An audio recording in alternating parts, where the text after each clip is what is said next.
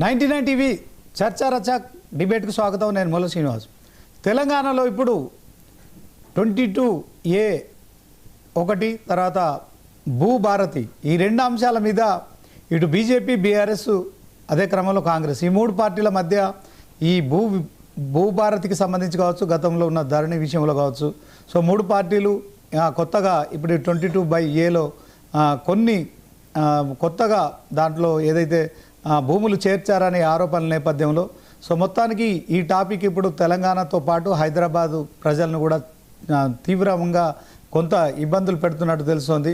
So మా భూములన్నీ కూడా ఇప్పుడు 22A సెక్షన్ పరిధిలోకి వెళ్ళాయని చెప్పి చాలామంది బాధితులు కూడా మరి కొంత ఆందోళన చెందుతున్నారు. ఇదే అంశంలో నిన్న ఏలేటి మహేశ్వర్ రెడ్డి కూడా ఈ అంశంపై కూడా మాట్లాడారు. సో ఆయన మరి పొంగులేటి భూదందాలకు పాల్పడుతున్నాడు, భూములు కబ్జాలు చేస్తున్నాడు.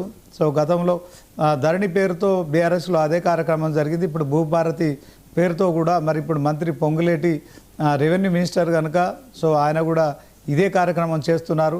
పేరు మారినా కానీ దీంట్లో మరి దాంట్లో తీరు మారలేదని ఆయన విమర్శించారు. ఇదే అంశంలో ఈరోజు చర్చా రచలో మనం డిబేట్ చేస్తున్నాం. ఈ డిబేట్లో మనతో పాల్గొంటున్నారు వెంకట్ గారు కాంగ్రెస్ నాయకులు, వెంకటరెడ్డి గారు బీజేపీ నాయకులు, ఉపేంద్ర గారు బీఆర్ఎస్ నాయకులు, పొలిటికల్ అనలిస్టు బండారు రామ్మోహన్ రావు గారు. సో ముందుగా బండారు రామ్మోహన్ రావు గారితో మాట్లాడదాం. అనలిస్ట్గా ఆయన ఏం చెప్తారు, అదే క్రమంలో ఈ గతంలో గతంలో ధరణి కావచ్చు, ఇప్పుడు భూభారతి కావచ్చు, తాజాగా 22A సో మొత్తానికి ఇటు హైదరాబాదు ప్రజలు కొంత ఆందోళన చెందుతున్నారు. సో కాంగ్రెస్ ప్రభుత్వం మరొకసారి మరి ఈ 22Aలో చాలా విలువైన భూముల్ని లక్షల ఎకరాల భూముల్ని కూడా ఇందులో చేర్చిందనే ఆరోపణలు వస్తున్న నేపథ్యంలో రామ్మోహన్ గారు ఏం చెప్తారో ఒకసారి విందాం. రామ్మోహన్ గారు. శ్రీనివాస్ గారు చెప్పండి సార్. నిన్న ఏలేటి మహేశ్వర్ రెడ్డి గారు చాలా సంచలనమైన ఆరోపణలు చేశారు. సో మీరు చూసి ఉంటారు ఆ ప్రెస్ మీట్ కూడా. నేను కూడా మీకు కొంత చెప్పే ప్రయత్నం చేసి దానికి సంబంధించిన ఫీడ్బ్యాక్ కూడా మీ దగ్గర ఉంది. సో మరి ఏలేటి మహేశ్వర్ రెడ్డి ఫైర్ కావడంలో నిజంగానే తెలంగాణ రాష్ట్రంలో కాంగ్రెస్ అధికారంలోకి వచ్చినాక భూ కుంభకోణాలు, అవినీతి అక్రమాలు విపరీతంగా పెరిగిపోయా, మీరేం చెప్తారు? శ్రీనివాస్ గారు, మీకు అట్లాగే ఆయనలో మిత్రుడు వెంకటరెడ్డి గారికి అందరికీ నమస్కారం. 99 ప్రేక్షకులు కూడా. ధరణితో చిక్కులు దక్కవా హక్కులు అని ఒక 4-5 ఆర్టికల్స్ అప్పుడు రాశాను.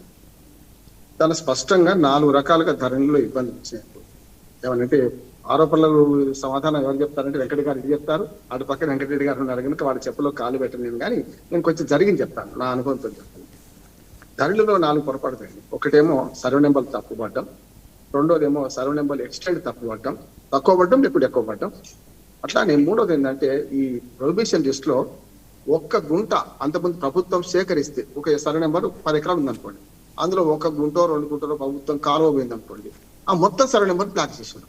ఇట్లా జరిగింది గతంలో.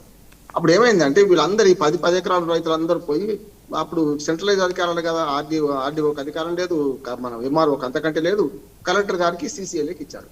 కలెక్టర్ గారి దగ్గర వందల మంది రైతులు రోజు పడిగాపులు పడేవాడు.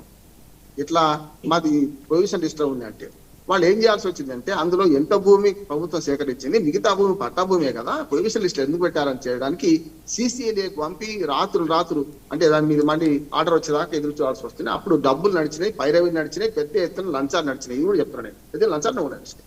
ప్రొహిబిషన్ లిస్ట్ లో ఉంటే వాడి జీవితంలో వాడు అమ్ముకుంటాడు, పెళ్లికో పేరంట అనుకో, అమ్ముకుంటే భూమి అమ్మడానికి రిజిస్ట్రేషన్ చేస్తే వీలు లేకుండా అయింది. అట్లా వందలాది మంది రైతులు నాకు దగ్గరికి వచ్చారు, అది నేను చూస్తున్నాను. ఇప్పుడు ఏమైందంటే మహేశ్వర్ రెడ్డి గారు ఆరోపిస్తుంది ఏంటంటే అప్పుడు 10% తప్పులుంటే ఇప్పుడు 30 దాకా అయింది, 34% తప్పులు అవుతున్నాయి, ఇది కావాలని ఇందులో ఇచ్చారు. అప్పుడు మాత్రం నేను స్పష్టంగా చెప్తున్నా, కేవలం ఏంటంటే ఒక ప్రభుత్వం సేకరించిన భూమి ఆ సర్వే నెంబర్ చుట్టే ఎంత ఉన్నా, గుంట ఉన్నా, 10 గుంటలు ఉన్నా, ఎకరం ఉన్నా, ఆ మొత్తం సర్వే నెంబర్ ఫ్రీజ్ చేసి ప్రొహిబిషన్ పెట్టడం అదేమో టెక్నికల్ గా జరిగింది. దానిలో మాత్రం పైరవికాలు, అది బీఆర్ఎస్ పైరవికాలు కావచ్చు, ఇతరత్ర చాలా మంది పెద్ద ఎత్తున లంచాలు తీసుకున్నారు. కలెక్టర్లు అంటున్నారు అనమాట, కలెక్టర్లు కూడా లంచాలు తీసుకున్నారు. CCLAకి పంపడం, రాత్రి తెల్లారికల్లా ₹1,00,00,000 వ్యవహారం నడిచినాక అడ్వాన్స్ తీసుకున్నాక వాడు అమ్ముకోవాలంటే కష్టమైంది కదా, చేశారు. ఇప్పుడు మహేశ్వర్ రెడ్డి గారు చేసిన ఆరోపణలు 2 ఉన్నాయి. ఒకటేమో ఈ 10% 40% అయింది అనేది ఒకటి. గతంలో ప్రొహిబిషన్ 22A కింద నిన్ననే పొంగులేటి శ్రీనివాసరెడ్డి గారు ప్రకటించారు, ఈ 22A కింద ఏం వచ్చినా సరే మేము తొందరగా పరిష్కరిస్తాం, దాని పరిష్కారం కనుగొన్నామని నిన్న మన వార్తలు చూస్తున్నాం. దాదాపు 2.5 ఏళ్ళు అయింది కదా. అప్పుడు ఏమన్నారు, ధరణిలో 10%, 15% ప్రైవేషన్ లిస్టులు పెట్టారు, అవన్నీ ఎత్తేస్తాం, లీగల్ గా ఉన్నాయి ఉంచాల్సిందే, లేకుంటే అక్రమంగా ఇట్లా పెడితే మాత్రం, కావాలని పెడితే మాత్రం చేస్తామన్నారు. అప్పుడు ఏమన్నారు, చాలా వరకు అన్ని భూములు ప్రైవేట్ భూములు కూడా ప్రభుత్వ భూములను చూపించారు, దుర్మార్గం అనుకుంటూ కొందరిని బెదిరించడానికి చేశారంట. ఇప్పుడు సేమ్ అదే ఆరోపణ మహేశ్వర్ రెడ్డి గారు చేస్తున్నారు. ఇప్పుడు బీఆర్ఎస్ వాళ్ళు చేయడం లేదు, మహేశ్వర్ రెడ్డి గారు బీజేపీ చేస్తున్నారు. దీనిలో రెండో ఆరోపణ ఏంటంటే, కొన్ని కావాలని సర్వే నెంబర్లు ససాధు పెడుతున్నారు, ఈ సర్వే నెంబర్ ఇట్లా చేర్చారు, వీళ్ళని బెదిరిస్తున్నారు, బ్లాక్మెయిల్ చేస్తున్నారు, లంచాలు అడుగుతున్నారు అంటున్నారు. కనుక ఎవరు చెప్పాలి సమాధానం అంటే, ఆరోపణ చేసిన వారేమో రుజువులతో చెప్తున్నారు, ఆరోపణలకు ప్రతి సమాధానం రెవెన్యూ మంత్రి చెప్పాలి కదా, లేదు మేము చేయలేదు వారికి చెప్పి. ఇవాళ 2 రకాల ఆరోపణలు వస్తున్నాయి ప్రభుత్వం. ఒకటేమో ఈ రియల్ ఎస్టేట్ వ్యాపారాల్లో బెదిరించడానికి, బిల్డింగ్ కట్టుకోవడానికి పర్మిషన్ ఇచ్చిన సందర్భంలో స్క్వైర్ ఫీట్ కింద వసూలు చేస్తున్న ఆరోపణ కూడా వస్తుంది. మహేశ్వర్ రెడ్డి గారు కూడా అది కూడా చెప్పారు. రెండోది ఏమంటున్నారంటే, ప్రొహిబిషన్ లిస్ట్ లో పెడితే ఆటోమేటిక్ గా వాళ్ళు మా దగ్గరకు వస్తారు కదా, వేరు వంకర పెడితే వెన్న వస్తుంది కదా, అట్లా వీళ్ళు చేస్తున్నారు అన్నాడు. ఆయన స్పెసిఫిక్ గా 3-4 ఆరోపణలు చేశారు కనుక దాని సమాధానం చెప్పాల్సింది కాంగ్రెస్ పార్టీ. అది నిజంగా రుజువు చూపెడతామంటే ఆయన 2 ఛాలెంజ్ చేశారు. నిజాం కాలేజీ గ్రౌండ్స్ రమ్మంటారా, లేకపోతే మీ ఇంటికి రమ్మంటారా, లేకుంటే అసెంబ్లీకి రమ్మంటారా, లేకుంటే బయట రా అంటున్నారు. నా ఉద్దేశం ఏంటంటే అసెంబ్లీ సరైన వేదిక అనుకుంటున్నాను. ఈ నిజాం గ్రౌండ్స్ కానీ, ఇళ్లకు కానీ, వేరే పబ్లిక్ ప్లేస్లకు కానీ సరైన కాదంటున్నాను. ఎందుకంటే ఇది రాజకీయ డ్రామా అవుతుంది. చూసాం కదా గతంలో ఛాలెంజ్ ప్రతి ఛాలెంజ్ చేస్తే అక్కడి రానివ్వరు, పోలీసులు అడ్డుకుంటారు. అదే అసెంబ్లీలో ఎవరు అడ్డుకోరు కదా. నేనేమంటున్నాను, మహేశ్వర్ రెడ్డి గారికి నా సూచన ఏంటంటే, నిజంగానే మీరు ఇంత ఆధారాలు ఉన్నాయి కనుక మీరు అసెంబ్లీ సాక్షిగా దీన్ని గట్టిగా ప్రశ్నల రూపంలో పెట్టండి, సమాధానం రాబట్టాలి. ఈ విషయంలో మీది తప్ప వారు తప్ప అని ప్రజలకు తెలవాల్సిన అవసరం ఉంది కదా. మనకైతే నాకు తెలిసి అయితే ఖచ్చితంగా ప్రొహిబిషన్ లిస్ట్ లో పెరుగుతున్నాయి. 22A కింద చాలా అప్పుడు లేని, ధరణిలో లేని భూములు ఇప్పుడు వచ్చాయంటున్నారు. ఇంకొక మాట చెప్పి ముగిస్తాను శ్రీనివాస్ గారు. ఇప్పుడు ఏమైందంటే, ధరణి వచ్చే మన ధరణిపాయ భూభారతి వచ్చే డామ్ డామ్ డామ్ అని ఒక ఆర్టికల్ రాశాను. ఏమైందంటే, ధరణిలో చిక్కులు ఎక్కువ ఉన్నాయంటే అంతకంటే చిక్కులు ఎక్కువైనాయి. ఇప్పుడు కూడా ఒక సమస్యకు పరిష్కారం ఉండాలి తప్ప అంతకంటే సమస్యలు ఉండొద్దు కదా. ఇప్పుడు ధరణితో ఏమైందంటే, ధరణి పోయింది, బంగాళాఖాతంలో పడేస్తామన్నాడు, కేవలం పేరే మార్చిండ్రు. నేను అధికారికంగా చెప్తున్నాను, ఆ ప్రాసెస్ లో పనిచేసిన వాడికి చెప్తున్నా, భూమి సూర్యులు అని వారి కమిటీలో ఉన్నారు, వారు కూడా ఇదే మాట అంటున్నారు. ఏమైందంటే, కొత్త సీసాల పాత సారా పోసాడు, ధరణి అనేది తీసేసిన పేరు తీసేసాడు. కానీ మొత్తం అంతా మీరు ఏ పాస్బుక్ చూడండి, అప్పుడు ప్రభుత్వ భూములు ఏమున్నాయో ఇప్పుడు అట్లే ఉన్నాయి, అప్పుడు ఎవరైతే ప్రైవేట్ భూములు ఉన్నాయో అవి అట్లాగే ఉన్నాయి. ఇంకా కొత్తగా చేరిందంటున్నారు కానీ చేర్చారంటున్నారు కనుక భూముల సర్వే నెంబర్తో సహా ఎక్స్టెంట్ తప్పు ఉంటే ఎక్స్టెంట్ తప్పే పడ్డది. అంటే మక్కి మేరబాయి దిక్కి అన్నట్టు గతంలో ధరణిలో ఏ పొరపాట్లు అవన్నీ కూడా అదే సర్వే నెంబర్లు. నేను 100 పాస్బుక్ తెప్పి చూశాను, అవే భూభారతులు కూడా రిప్లికేట్ అయినాయి. అటువంటి అప్పుడు ఏం మార్చినట్లు లెక్క మీరు. కనుక గ్రామ సభలు పెట్టి ఏదైతే చర్చలు చేయాల్సిన అవసరం ఉందో అది చేయాల్సిన. ఒక మాట చెప్పి ముగిస్తాను.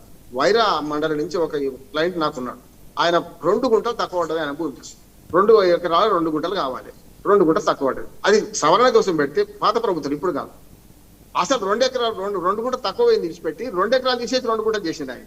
ఎంత ఏడో అది చెప్పండి. అందుకని ఇప్పుడు కూడా ఏమైందంటే, ఈ కంప్యూటరైజ్ దానిలో అర్ధరాత్రి కంప్యూటర్ నుంచి మాయమైనాయని, కొన్ని సర్వే నెంబర్లు మొత్తం మిస్సింగే ఉన్నాయని, కొందరేమో అర్ధరాత్రి మారిన సందర్భాలు కూడా ఎంక్వైరీ చేస్తే మొన్న కమిటీ చేశారు వీళ్ళు, మొత్తం ఎంక్వైరీలు తేలింది. అసలు అర్ధరాత్రి రిజిస్ట్రేషన్ ఎన్ని అయినాయి, రిజిస్ట్రేషన్ ఆఫీసర్ 1 గంట అదనంగా పనిచేసిందా, డేట్ మారిందా, తెల్లారదాకా అనే సమస్య ఉంది. కనుక దయచేసి ఈ ప్రభుత్వాన్ని డిమాండ్ చేసేది ఏంటంటే, మహేశ్వర్ రెడ్డి గారి ఆరోపణకు సమాధానం ఇచ్చుకొని రాజకీయ ఆరోపణ. నా డిమాండ్ ఏంటంటే, ఇప్పటిదాకా మీరు ఆరోపణలు చేశారు కదా, ధరణిలో లేని పొరపాటు అవన్నీ వెలికి తీయాలి, ఎవరెవరు అమ్ముకున్నారు, ఏం చేసిరు వెలికి తీయాలి. అట్లాగే ఇప్పుడు పొరపాటు ధరణి మహేశ్వర రెడ్డి గారు అంటున్నారుగా, దానికి కూడా మీరే సమాధానం చెప్పాలంటున్నారు. అధికారంలో ఉన్న వాడికి రాళ్ళు పడతాయి కదా, వాళ్ళు పోయింది అయిపోయింది, వాళ్ళని దించేసినప్పుడు మీరు చేయాల్సిన పని ధరణిలో అక్రమాల గురించి మీరు ఎంక్వైరీ చేయించండి, ఇప్పుడు భూపారితిలో జరుగుతున్న మోసాల గురించి చేయించండి. శ్రీనివాసరెడ్డి గారు 22A కింద ఇక ముందు సమస్యలు రాకుండా నెల రోజుల్లో పరిష్కరిస్తామన్నారు. నెలగా అయింది, 2 నెలలు అయింది, 3 నెలలు అవుతుంది, ఎందుకు పరిష్కారం కావట్లేదని రైతులు అడుగుతున్నారు. నిజంగా చెప్పాలని ఇబ్బందులు పడుతున్నారు. 22A కింద భూములు ఉండడం వల్ల భూముల ధరలు తగ్గిపోయినాయి. ఇప్పుడు అమ్ముకుందామంటే దిక్కు లేని పరిస్థితి అయింది, పొల్యూషన్ ఇష్టపడ్డది. కనుక వాళ్ళందరూ అడుగుదాన్ని వీళ్ళు ప్రభుత్వం సమాధానం చెప్పాలని అనుకుంటున్నారు. ఓకే రామ్మోహన్ గారు, మీరు అలాగే ఉండండి. ఒకసారి వెంకట్ గారితో మాట్లాడదాం. మరి కాంగ్రెస్ పార్టీ నాయకులుగా ఆయన ఏం మాట్లాడతారు. వెంకట్ గారు, మంత్రి పొంగులేటి శ్రీనివాసరెడ్డి రాజ్యాంగంలోని ఆర్టికల్ 191A ప్రకారం ఆఫీస్ ఆఫ్ ప్రాఫిట్ నిబంధనలను ఉల్లంఘిస్తున్నారని ఏలేటి మహేశ్వర్ రెడ్డి ఆరోపిస్తున్నారు. మంత్రిగా పదవిలో ఉంటూ తన కుటుంబానికి, తన కంపెనీలకు పాలమూరు రంగారెడ్డి, నారాయణపేట, కొడంగల్ లిఫ్ట్ ఇరిగేషన్ కాంట్రాక్టులు కట్టబెట్టుకోవడమే కాకుండా రీఎస్టిమేషన్ పేరుతో అంచనా వ్యయాన్ని 1450 కోట్ల నుంచి 4,350 కోట్లకు పెంచుకున్నారని ఆరోపిస్తున్నారు. అదే క్రమంలో నాదర్గుల్, వట్టినాగులపల్లి భూముల ఆక్రమణలపై స్పష్టత ఇవ్వాలని డిమాండ్ చేశారు. హైటెక్ సిటీలో 1,500 కోట్ల విలువైన 12 ఎకరాల కమర్షియల్ ల్యాండు, కొండాపూర్లో 1,600 కోట్ల నుంచి 2,200 కోట్ల విలువైన 41 ఎకరాల భూమి ఫినిక్స్ కంపెనీ నుంచి మంత్రి కుటుంబ కంపెనీలకు ఎలా బదిలీ అయ్యాయో బహిరంగంగా చెప్పాలని డిమాండ్ చేస్తున్నారు.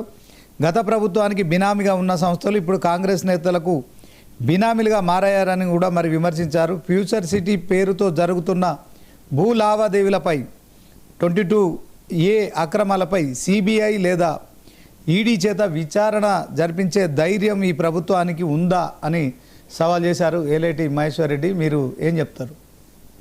శ్రీనివాస్ గారు, మీకు ప్యానల్ పెద్దలకు నమస్కారం.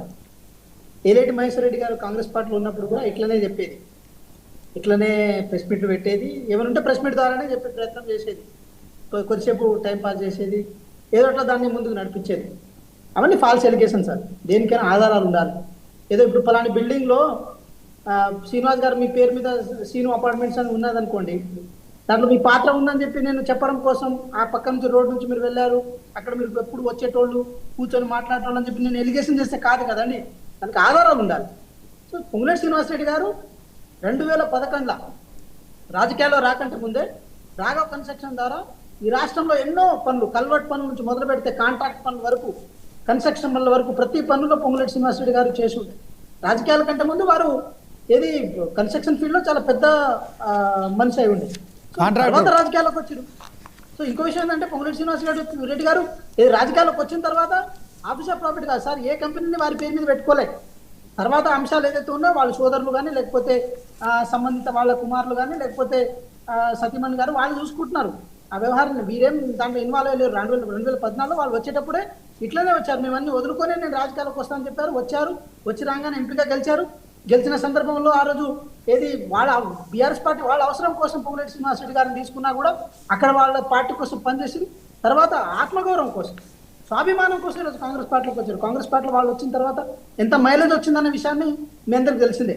అయితే నేను సబ్జెక్ట్లోకి వస్తాను సార్. 22A అనే అంశం విషయంలో అసలు ఏం జరిగింది వాస్తవాలు తెలియాలి సార్. ఇప్పుడు తెలంగాణ రాష్ట్రంలో హైదరాబాద్లో క్యూర్ ప్రాంతంలో 1,00,000 ఇళ్లను, ఇంద్రమ ఇళ్లను కడతామని చెప్పి గవర్నమెంట్ అనుకుంటుంది.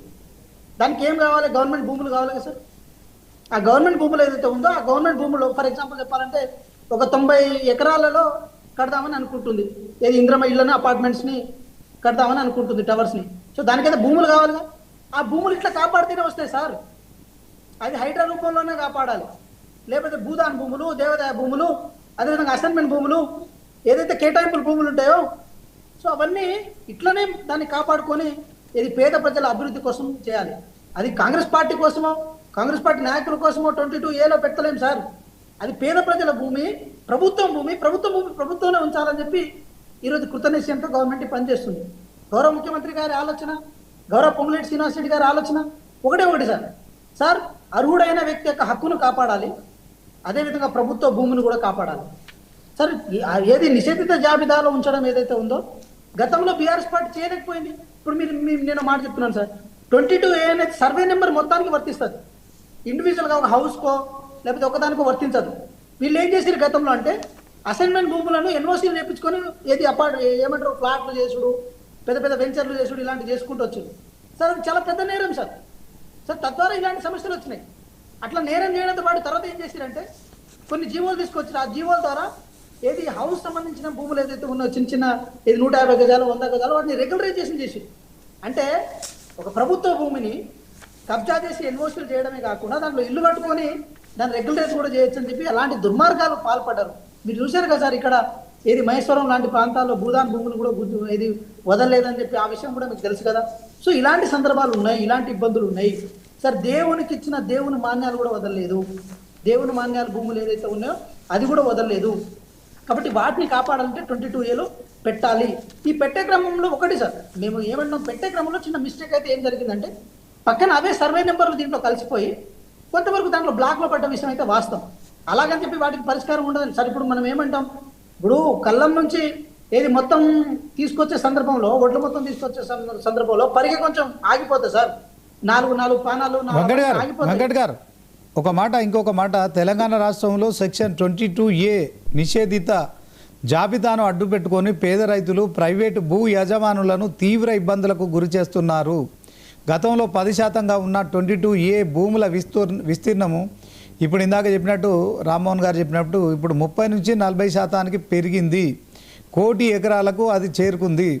రైతులకు చెందిన భూములను ఉద్దేశపూర్వకంగా నిషేధిత జాబితాలో చేర్చి మంత్రికి 40% ముడుపులు చెల్లిస్తేనే ఆ జాబితా నుంచి తొలగిస్తున్నారని విమర్శించారు.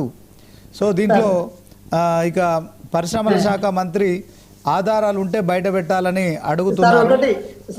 ఒక మాట ఇది కంప్లీట్ గానే ఐటీ పరిశ్రమల శాఖ మంత్రి శ్రీధర్ బాబు ఆధారాలు అడుగుతున్నారని, తాను ఆధారాలతో సహా బహిరంగ చర్చకు సిద్ధంగా ఉన్నానని ఏలేటి మహేశ్వర్ రెడ్డి ప్రకటించారు. నిజాం కాలేజ్ గ్రౌండ్స్ కానీ లేక ఏదైనా ఛానల్ స్టూడియోకి కానీ చర్చకు రావాలని ఆయన సవాలు విసురుతున్నారు. ఏం చెప్తారు సార్? నేనేమంటున్నా, ఇవి గాలి మాటలని నేను డైరెక్ట్గా కొట్టిపడేస్తున్నా. ఒకటి సార్, నేనేమంటున్నా, నిషేధిత జాబితా పెరిగిందంటే అది వ్యక్తుల ఖాతాలోకి వస్తుందని మనం ఎట్లా కంక్లూజన్కి రావాలి? సరే, నేనేమంటున్నా, ఒక 2%, 3%, 5% అనుకుందాం, పొరపాటున పడదనుకుందాం, దాన్ని కూడా రిజాల్వింగ్ మెథడాలజీ ఉంది కదా, కలెక్టర్ కానీ అప్పటికి కానీ, అంటే మిగతా ఏదైతే రెవెన్యూ డిపార్ట్మెంట్ వాళ్ళ ద్వారా ఎప్పటికప్పుడు చర్చలు జరుపుతున్నాం, వాళ్ళ ద్వారా ఎప్పటికప్పుడు రిజాల్వ్ మెథడ్ చేస్తున్నాం. సార్, నిషేధిత జాబితాలో భూములు పెరుగుతున్నాయంటే దట్ మీన్స్ ప్రైవేట్ భూములని అనుకోవడానికి లేదు సార్. ప్రభుత్వ భూములను కాపాడి ఒక చోట కన్సాలిడేట్ చేస్తున్నామని కూడా అనుకోవచ్చు కదా. అవన్నీ రేపు డెవలప్మెంట్ ఆస్పెక్ట్ కోసం వాడుకుంటామని అనుకోవచ్చు కదా.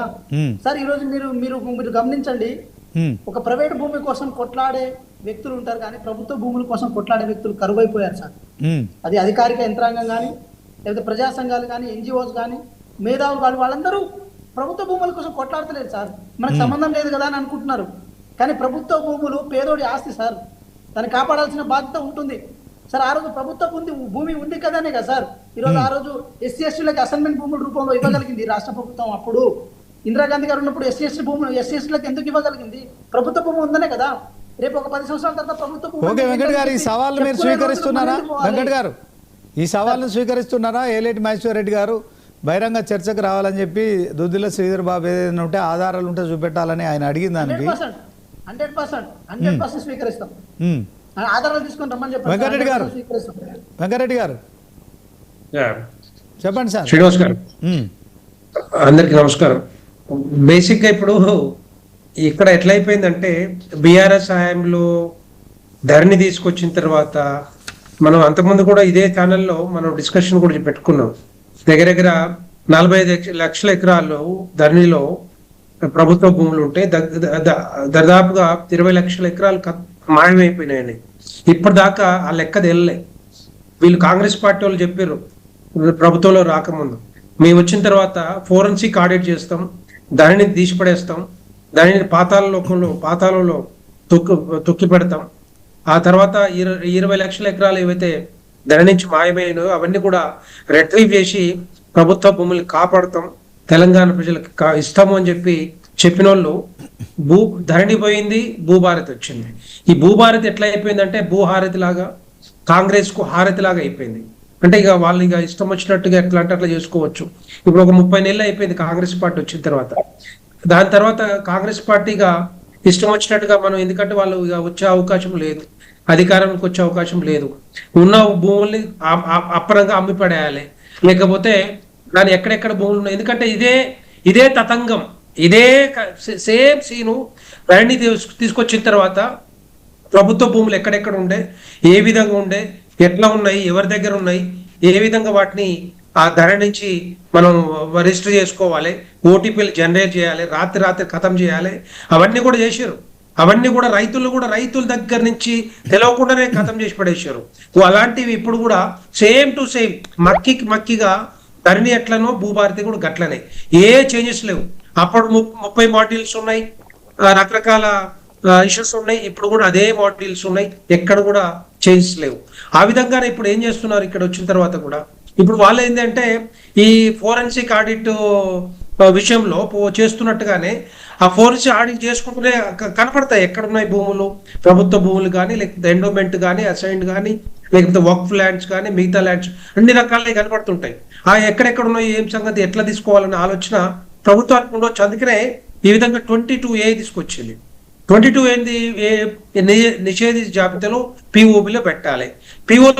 పిఓపిలో పెట్టిన తర్వాత దాన్ని ఏ విధంగా మనం కథం చేయాలి, ఎట్లా అమ్మాలి, ఎట్లా దోచుకోవాలి, లేకపోతే ఎక్కడెక్కడ భూముల్ని ఆ భూములలో కన్స్ట్రక్షన్స్ రావాలి, కొత్త కంపెనీస్కి ఇవ్వాలి. ఎందుకంటే బీఆర్ఎస్ పార్టీ హయాంలో అదే చేశారు. ఫీనిక్స్ వాళ్ళకి వాళ్ళకి ఇష్టం వచ్చినట్టుగా ఎవరికి పడితే వాళ్ళకి ఇచ్చిపడేసారు, తప్పనంగా ఇచ్చిపడేసారు చెప్పాలంటే. అవన్నీ కూడా కాంగ్రెస్ పార్టీ తీసుకొస్తానది, కానీ మరి భయపడిందో లేకపోతే వాళ్ళ చేత కావట్లేదో లేకపోతే ఆడిట్ చేయడం రావట్లేదో, ఎక్స్పర్ట్స్ లేరో, సైంటిఫిక్ గా వాళ్ళకి అర్థం కావట్లేదు, మంత్రులు ఇంతమంది ఉన్నారు ఏం చేస్తున్నారో అర్థం కావట్లేదు. 30 నెలల కాలంలో ఒక్క ఎకరా కాదు కదా, ఒక్క గుంట కూడా తీసుకురాకుండా అయిపోయింది. ఆ విధంగానే ఇప్పుడు కాంగ్రెస్ పార్టీ కూడా గట్టిగా చేస్తా ఉన్నారు. సేమ్ ఇప్పుడు రెవెన్యూ మంత్రి ఉన్నాడు, ఇక వాళ్ళు నాకు తెలిసినంత కొంత ఇన్ఫర్మేషన్ కూడా ఉంది.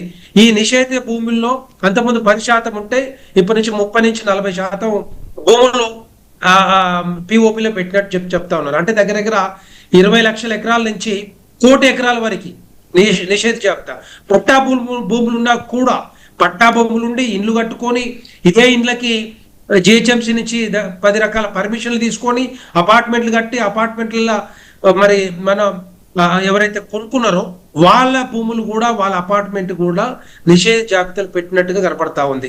అసలు ఏ విధంగా పెడతారు, ఎట్లా పెడతారు? మరి ఒకసారి పట్టాలు అయిపోయిన తర్వాత వాళ్ళకి ఇచ్చిన తర్వాత ఇండ్లు కట్టుకున్న తర్వాత అపార్ట్మెంట్లకు వచ్చిన తర్వాత దాన్ని ఇప్పుడు మళ్ళా ఇప్పుడు రీసేల్ చేయాలంటే అక్కడ పిఓపిలే ఉందని చెప్పేసి చెప్తా ఉన్నారు. అంటే రైతుల భూములు కూడా ఎప్పటి నుంచో సాగులో ఉన్నారు. 40-50 సంవత్సరాల నుంచి పట్టాలు ఉండి సాగు చేసుకుంటూ ఉన్న భూములన్నీ కూడా పిఓపిలో పెట్టినట్టుగా చెప్తా ఉన్నారు. ఈ విషయంలో ప్రభుత్వం ఏ చర్య తీసుకుంటుంది, ఏం తీసుకోవాలనుకుంటుంది, ఎట్లా చేద్దాం అనుకుంటుంది అర్థం కావట్లేదు. అంటే కనీసం అవగాహన లేకుండా ఇష్టం వచ్చినట్టుగా పెట్టడం అనేది కరెక్ట్ కాదు. ఉన్న భూముల్ని రేపొద్దున మేము వాడుకుంటాం, మేము కన్స్ట్రక్షన్స్ కంపెనీస్కి ఇస్తాం. ఇది ఈరోజు మా ఎంపీ గారు రఘునందన్ రావు గారు కూడా ప్రెస్ మీట్ పెట్టి మాట్లాడారు. బీఆర్ఎస్ హయాంలో ఏదైతే మూన్ లైన్ కన్స్ట్రక్షన్స్ కి ఐక్య పక్కన 10 ఎకరాల్లో ఏదైతే ఇచ్చారో అప్పనంగా దాంట్లో ఎకరానికి 46,000 స్క్వేర్ ఫీట్ ఇవ్వాల్సిన అవసరం ఉండేదట. ఇప్పుడు ఇదే కేటీఆర్ గారు యూనిటీ మాల్ దగ్గర యూనిటీ మాల్ అది కూడా 10 ఎకరాలు 150,000 స్క్వేర్ ఫీట్ ప్రభుత్వానికి ఇవ్వాలి. దాంట్లో 1,000 కోట్ల రూపాయలు కేంద్ర ప్రభుత్వం ఇస్తా ఉంది నిధులు, దానికి అప్పచెప్పాల్సిన బాధ్యత ఉంది. అంటే దాంట్లో ఏ విధంగా స్కామ్ అవుతుందో, పెద్ద 1,000 కోట్ల స్కామ్ అవుతుందో ఇప్పుడు సిబిఐ ఎంక్వైరీ చేయమని చెప్పి కేటీఆర్ గారు చెప్తారు. మేమేమంటున్నాం అంటే దాంట్లో చేయాలి. ఇది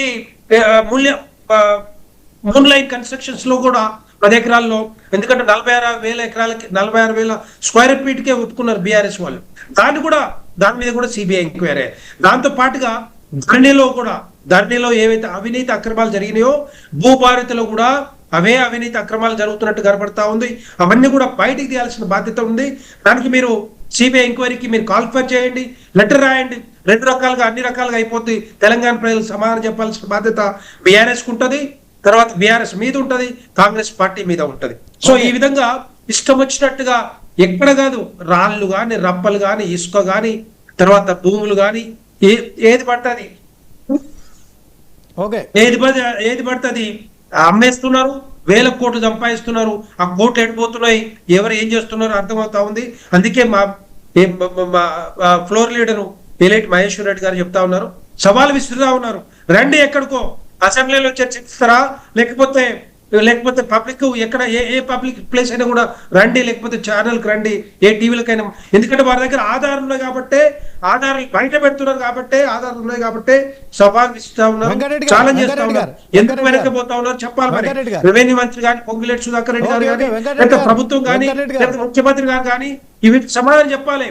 Bharatiya Janata party national party, ఆ పార్టీ మేము అడుగుతుంటే ఇక్కడ ఈ విధంగా అవినీతి అక్రమాలు జరుగుతున్నాయని చెప్తే మీరు కాపుగా పోతున్నారంటే డెఫినెట్ గా తెలంగాణ ప్రజలు అర్థం చేసుకుంటారు. నిజంగానే మీరు దోచుకుంటున్నారు. మీరు ఏమంటున్నారు, 22A మేము నిషేధ జాబితాలు పెట్టి దాన్ని ప్రభుత్వ భూమిలో చూపించి రేపొద్దున ఇందిరమ్మ ఇండ్లు ఇస్తాం అంటున్నారు.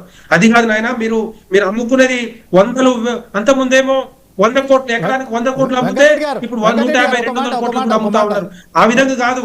వెంకటరెడ్డి భూములు ఎన్ని ఏ విధంగా ఎక్కడ ఇస్తారు, ఏ విధంగా ఇస్తారు, వాటికి సమాధానం చెప్పకుండా మొత్తం కూడా అన్ని నిషేధ జాబితాలు పెట్టి మీరు రైతులను కానీ లేకపోతే ఇల్లు కొనుక్కున్న వాళ్ళు కానీ ఓకే, ఓకే, ప్లాట్లు రైట్, కానీ వెంకటరెడ్డి గారు. కొనుక్కున్న వాళ్ళందరూ బాధపడతామంటే వెంకటరెడ్డి గారు, తెలంగాణ రైట్, ప్రజలు రైట్. ఎట్టి పరిస్థితుల్లో ఒక్క ఒప్పుకునేది సెకండ్ లేదు. ఆగండి, భారతీయ ఆగండి. జనతా పార్టీ సపోర్ట్ ఆగండి, ఉంటుంది. మళ్ళీ మీకు అవకాశం వస్తుంది. చెప్పండి మీరు ఆగండి. శ్రీనివాస్. మీరు ఆగండి. కాసేపటి క్రితం తెలంగాణ సీఎం రేవంత్ రెడ్డి కూకట్పల్లిలో ఏదైతే ఇందిరమ్మ ఇండ్ల విషయంలో ఆ శంకుస్థాపన చేసిన తర్వాత మాట్లాడిన తర్వాత మీ సొంతింటి కలను నిజం చేసేందుకు మీ సోదరుడిగా నేను మీకు అండగా ఉంటా. 22A విషయంలో మీ సొంత భూములు కోల్పోకుండా చూసే బాధ్యత నాది. ఆ విషయంలో మీకు ఆందోళన అవసరం లేదు. సోషల్ మీడియాలో కొందరు చేసే అబద్ధపు ప్రచారాన్ని నమ్మొద్దు. 10 ఏళ్ల వారి పాలనను 2 ఏళ్ల మీ తమ్ముడి పాలనను బేరీజ్ వేసుకోండి.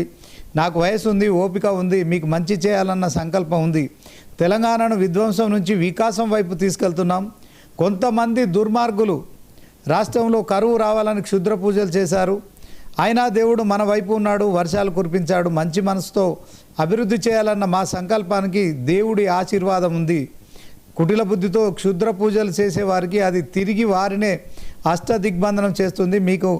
మీరు అండగా ఉండండి, అభివృద్ధి చేసి చూపిస్తా అని చెప్పారంటే 22A విషయంలో మరి ఏలేటి మహేశ్వర్ రెడ్డి గారు చేసిన ఆరోపణల విషయంలో మరి ఆయన స్పందించినట్టు తెలుస్తోంది. సో ఒకసారి బీఆర్ఎస్ నాయకులు ఉపేంద్ర గారు ఉన్నారు, ఆయనతో కూడా మాట్లాడారు. శ్రీనివాస్ గారు చిన్న పాయింట్, చిన్న సబ్మిషన్. ఇప్పుడు ఫర్ ఎగ్జాంపుల్ ముఖ్యమంత్రి గారు చెప్తా ఉన్నారు 22A ఎందుకు పెట్టినావు, దేనికి పెట్టినావు, దానికి సమాధానం చెప్పకుండా ఇప్పుడు పెట్టిన తర్వాత మీరు ఎక్కడ కూడా కోల్పోరు, ఎక్కడ ప్రచారం నమ్మొద్దంటే ఎట్లా నాకు అర్థం కావట్లేదు. అంటే రెవెన్యూ డిపార్ట్మెంట్ ఏం చేస్తుంది, ఇష్టం వచ్చినట్టు పెట్టడమేనా, తప్పులు చేయడమేనా, తప్పులు చేసిన తర్వాత సర్టిఫికేట్ తీసుకోవడం కాంగ్రెస్ పార్టీ లక్ష్యం? అది కాదు కదా, ఆ విధంగా కాదు. నేనేమంటున్నా, ధరణిలో భూములు కానీ భూభారతి భూములు కానీ ఇవన్నీ బయటకు తీయాల్సిన బాధ్యత కాంగ్రెస్ పార్టీ మీద ఉంది. అవన్నీ కూడా చెప్పాల్సిన ఎన్ని భూములు ఉన్నాయి, ఎవరెవరు దోచుకున్నారు, ఎవరెవరికి రిజిస్టర్ అయిపోయినాయి, ఎవరెవరు బినామీలో ఉన్నారు, అవన్నీ కూడా బయటకు రావాల్సిన అవసరం ఉంటుంది. అది కాంగ్రెస్ పార్టీ తీసుకురావాలి. ఇప్పుడు ప్రభుత్వానికి ఉంది కాబట్టి మీకు చేత కాకపోతే ఇమ్మీడియట్ గా సిబిఐకి ఎంక్వైరీకి ఇవ్వండి, వేల కోట్లు మాయం ఏ విధంగా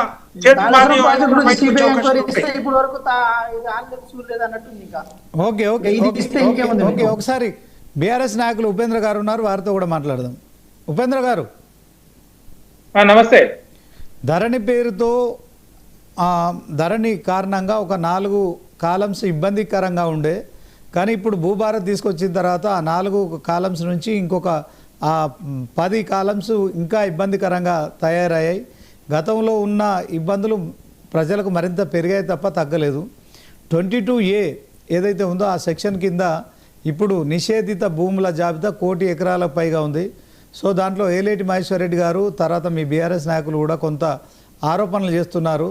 సో మొత్తానికి తెలంగాణ సీఎం రేవంత్ రెడ్డి కూడా కాసేపటి క్రితమే కూకట్పల్లిలో మాట్లాడుతూ కూడా దీనిపైన 22A పైన క్లారిటీ ఇస్తున్నారు. ఓవరాల్గా ధరణి వర్సెస్ భూభారతి మీరేం చెప్తారు?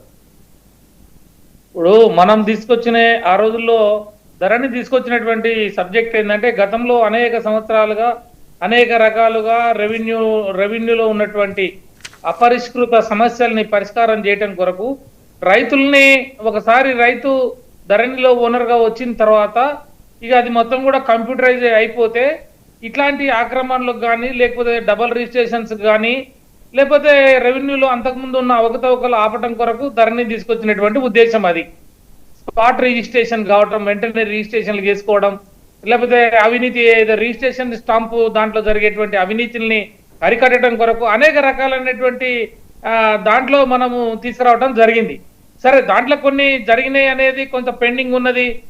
గతంలో జరిగిన రెవెన్యూ డిపార్ట్మెంట్ లో అపరిష్కృతంగా ఉన్నటువంటి సమస్యలకి తాత భూమి తండ్రి పేరు మీద రాకపోవడం, తండ్రి భూమి మనవల పేరు మీద రాకపోవడం, వాళ్ళు ఎక్కించుకోకపోవడం, దాన్ని ఎట్లా చేయాలి, దాని పరిష్కారాలు ఏంటి అనేది ఆనాటి ధరణిలో కొన్ని సమస్యలు ఉన్నట్టు మాట వాస్తవం. అందులో ఏమాత్రం కూడా ఇది లేదు, ఎందుకంటే మేము అడ్వకేట్ గా మేము కొన్ని సమస్యలు చూసినాం కాబట్టి. కాకపోతే ఏంటంటే దాని ధరణిని మేము ఎత్తివేస్తాం, దానికంటే మేము మంచి విధానాలతోటి ముందుకు తీసుకుపోతాం అని చెప్పేసి ధరణి అనేది ఒక సబ్జెక్ట్ గా తీసుకొని ఎలక్షన్ ప్రచారంలో ధరణిని ఎత్తివేసి మేము సమస్యలు, రైతాంగ సమస్యలు కానీ రిజిస్ట్రేషన్ డిపార్ట్మెంట్ లో ఉన్న సమస్యలు కానీ మేము పరిష్కారం చేస్తామని చెప్పి కాంగ్రెస్ పార్టీ అధికారంలోకి వచ్చింది. వచ్చిన తర్వాత ధరణి పేరునే మళ్ళీ భూభారతి పేరుతో తీసుకొచ్చారు. అసలు ఆ భూభారతిలో ఏం జరుగుతుంది అనేది ఇయ్యేటి వరకు ఎవరికి అర్థం కానటువంటి సమస్య. ఇవాళ హైదరాబాద్ చుట్టుపక్కల ఉన్న భూములే కాదు, ఇవాళ మొత్తం తెలంగాణ వ్యాప్తంగా ఉన్నటువంటి భూముల్ని మొత్తం కూడా కొంతమంది శక్తులు కబ్జాలు చేతిలోకి తీసుకుంటారు అనేది మనకు అర్థమవుతా ఉన్న పాట. ఈ రోజు వాస్తవాలు కూడా అట్నే జరుగుతున్నాం.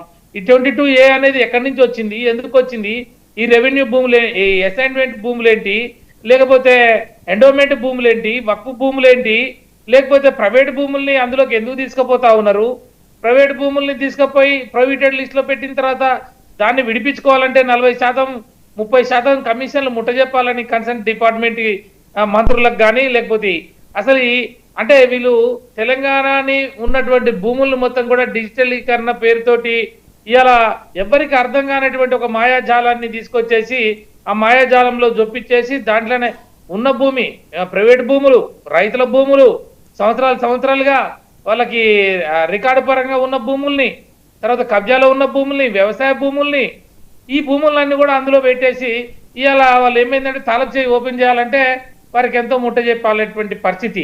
ఒక పక్కన హైదరాబాద్ పేరుతోటి ఇవాళ హైదరాబాద్ మొత్తం కూడా ఆగమాగం చేసి ఇవాళ హైదరాబాద్ లో ఉన్నటువంటి రియల్ ఎస్టేట్ చుట్టుపక్కల ఉన్నటువంటి భూముల్ని, లేకపోతే వాళ్ళు నాళాలని కాపాడుతామనో, లేకపోతే బఫర్ జోన్లను కాపాడుతామనో, లేకపోతే FTLని కాపాడుతామో అని చెప్పేసి అనేక రకాలుగా ప్రైవేట్ భూముల మీద కూడా వాళ్ళు దండయాత్ర చేస్తున్నటువంటి పరిస్థితి, పేదల ఇళ్ల మీద దండయాత్ర చేస్తున్నటువంటి పరిస్థితి.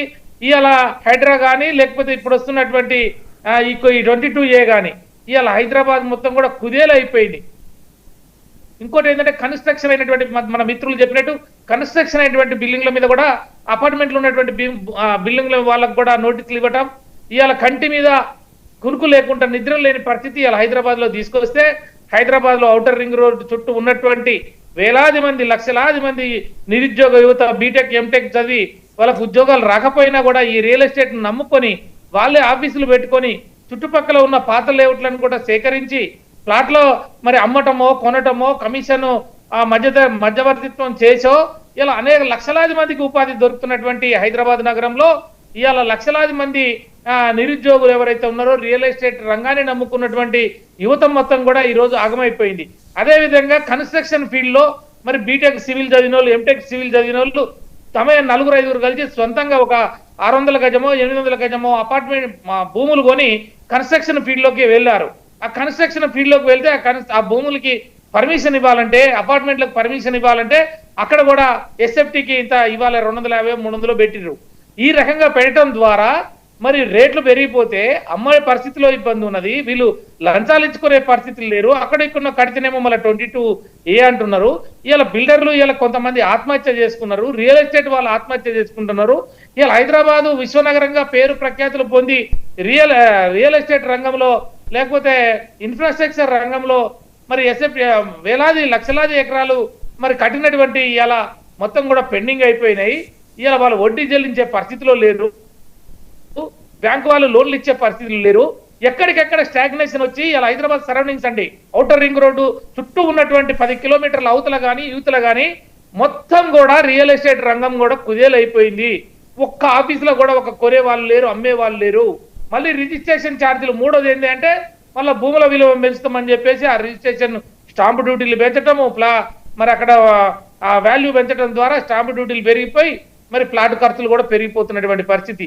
GST ఒక పక్కన కుదేలు అవుతా ఉన్నది, పెంచిన ప్లాట్ ధరలు పెంచింది ఒకటి, హైడ్రా ఒకటి, ఇవాళ 22A తోటి ఏమైతున్నది అంటే మొత్తం కూడా నేషనల్ గా మనకు ఎంతో పేరు ప్రఖ్యాతులు, ఇంటర్నేషనల్ గా ఎంతో పేరు ప్రఖ్యాతులు రియల్ ఎస్టేట్ రంగంలో గత 10 సంవత్సరాలలో మీరు చూడండి మనం కన్స్ట్రక్షన్ ఎట్లా పెరిగిపోయింది, ఎన్ని లక్షల మరి SFT హైదరాబాద్ నగరంలో పెంచారు, ఇన్ఫ్రాస్ట్రక్చర్ ఏ రకంగా పెంచారు, ఆఫీసులకు కానీ మరి అనేక రకాలుగా గృహానికి సంబంధించినటువంటి అపార్ట్మెంట్లు కానీ పెద్ద ఎత్తున మనకి మల్టీ ఫ్లోర్ బిల్డింగ్స్ వరకు కూడా మనం పర్మిషన్లు ఇవ్వటం వల్ల పెద్ద ఎత్తున హైదరాబాద్ నగరంలో అటు బాంబేని తలదనే విధంగా, ఢిల్లీని తలదనే విధంగా మిగతా రాష్ట్రంలో పెద్ద పెద్ద నగరాలు ఏదైతే ఉన్నాయో చెన్నై లాంటి నగరాలను కూడా కాదని మనం 5వ స్థానం 4వ స్థానానికి వచ్చినామండి.